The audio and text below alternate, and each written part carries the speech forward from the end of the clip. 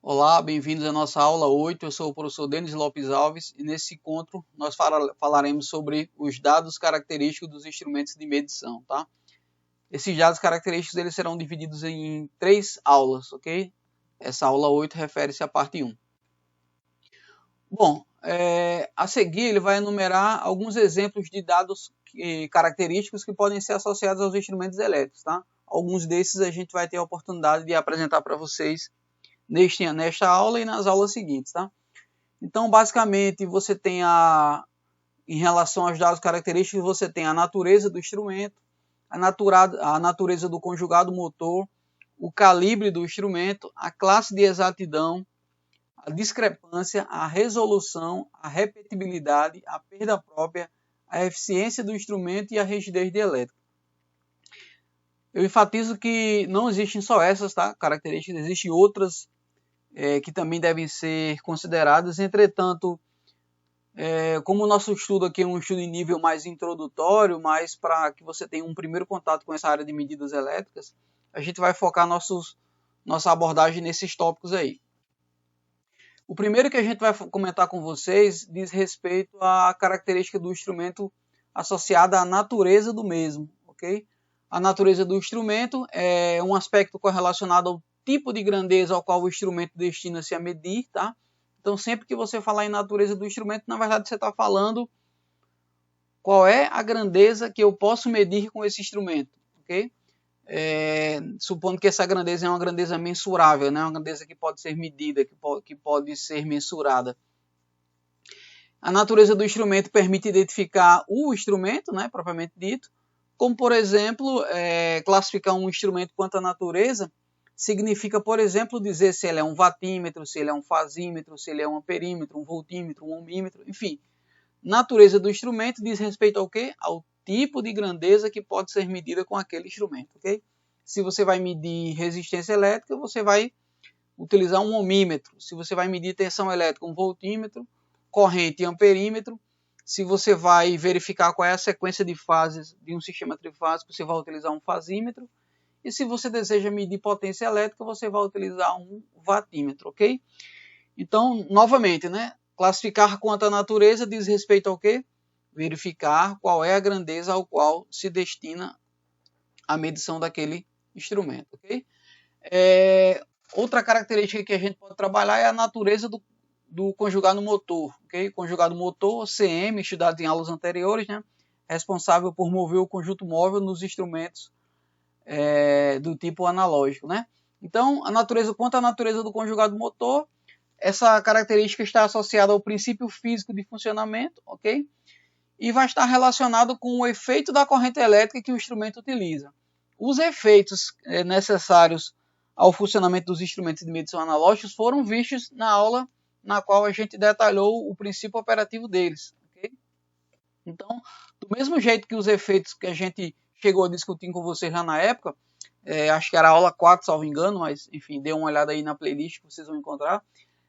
Vocês vão ter aí também o efeito eletrodinâmico, também chamado de efeito dinâmico, o efeito ferromóvel, que a gente viu que é o efeito magnético, e ainda o efeito térmico, tá?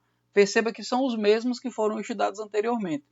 Isso diz respeito de que maneira a corrente elétrica vai interagir com o conjugado motor e, enfim, e com os demais conjugado motor não, perdão, com o conjunto móvel e com os demais dispositivos que existem dentro do equipamento, tá? Do equipamento de medição, no caso do instrumento de medição. No caso da gente aqui, a característica natureza do conjugado motor vai ser utilizado para fornecer características associadas à natureza do instrumento que você está trabalhando. Tá? Ainda em relação à natureza do conjugado motor, você vai ter o efeito eletrodinâmico, também chamado de quê? Efeito dinâmico, né? Que basicamente é a interação entre as correntes elétricas que fluem pelo instrumento. Né? Seria o efeito da corrente sobre a corrente. O próximo, que é o efeito ferromóvel, também chamado de efeito magnético, está relacionado com a interação entre o campo magnético associado à corrente e a peça de material ferromagnético que o constitui, que é aquela explicação que a gente teve a oportunidade de mostrar para vocês anteriormente, em aulas anteriores. Né? Basicamente, o efeito aqui é campo magnético sobre material ferromagnético. Por fim, o efeito térmico tem a ver com o efeito Joule, né? Basicamente vai ser ele vai aproveitar o aquecimento associado à passagem da corrente elétrica pelo interior do instrumento de medição, tá? Então vamos lá, para não confundir. Classificar quanto à natureza do instrumento, ok? Diz respeito ao quê? Diz respeito ao tipo de grandeza que você consegue medir com ele. Já classificar em relação à natureza do conjugado motor significa você dizer se aquele instrumento utiliza o efeito eletrodinâmico, o efeito ferromóvel ou o efeito térmico, tá? Então, natureza do instrumento é o tipo de grandeza que pode ser medida com ele. Já a natureza do conjugado motor é o tipo de efeito que ele utiliza para apresentar o resultado. Sendo que esses efeitos são o efeito eletrodinâmico, também chamado de efeito dinâmico, efeito ferromóvel, também chamado de efeito magnético, e o efeito térmico, certinho? Falando agora em relação ao calibre do instrumento. O calibre do instrumento pode ser definido como o máximo valor que pode ser medido com o referido instrumento ou o máximo valor que o instrumento é capaz de medir.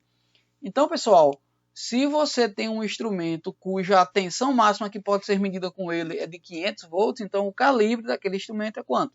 500 volts. Então, a palavra calibre, no caso dos instrumentos de medição, você vai associar ao máximo valor que você consegue medir através daquele instrumento, tá? Por exemplo, aí, ó, considerando um amperímetro cuja corrente máxima que você consegue medir com ele é 10 amperes, então qual seria o calibre desse amperímetro? 10 amperes, porque, como ele explicou aqui, ó, o máximo valor que pode ser medido com o instrumento. Como um amperímetro você só pode medir correntes de até 10 amperes, significa que o calibre do amperímetro é quanto? 10 amperes, ok? Classificando os instrumentos quanto ao número de calibres. Pessoal, os instrumentos de medição, eles não têm apenas um único calibre, não. Existem também os instrumentos de múltiplos calibres. Então, a classificação dos mesmos ficaria instrumento de calibre único ou instrumento de múltiplos calibres. A própria classificação, o nome dado a ele já explica bem o que ele quer dizer com isso, né? Se o instrumento só tem uma escala, se ele consegue medir um único valor máximo, então ele é classificado como um instrumento de calibre o quê? De calibre único, ok? Ao passo que se você tem o instrumento tem múltiplas escalas, aí você vai poder classificar aquele instrumento como um instrumento de múltiplos calibres, certinho? A figura 1 apresenta justamente isso. Do lado esquerdo, perceba que você tem uma única escala graduada que vai de 0 a 200. O valor máximo que está impresso no fundo da escala, o valor máximo que pode ser medido com esse voltímetro é 200 volts. Logo, ele é qual é o calibre desse voltímetro? 200 volts. E a classificação dele? A classificação dele ele é o quê? Um instrumento de calibre único. Já no segundo exemplo, perceba que você tem ali uma chave comutadora, ó, representada pela letra K, que permite que você utilize o instrumento na escala de 100 volts, na escala de 200 e na escala de 300. Como você tem múltiplas escalas, você vai ter múltiplos calibres. Então, você vai classificar ele como um instrumento de múltiplos o quê? Calibres. Okay? Nesse caso aí, quando tiver na escala de 100 volts, você vai poder medir valores de tensão de até 100 volts. Então, nessa escala, qual é o calibre? 100 volts. E usando o mesmo raciocínio para as demais, né? Na segunda escala, na segunda posição da chave comutadora, ele vai medir valores de 200 volts e na terceira vai medir valores de até 300 volts. Então, quantos calibres tem esse multímetro? 3. Que calibres são esses? 100, 200, 300. Qual é o menor calibre desse instrumento aí, desse voltímetro? 100 volts. Qual é o maior calibre? 300 volts. Certinho? Obrigado e até o nosso próximo encontro.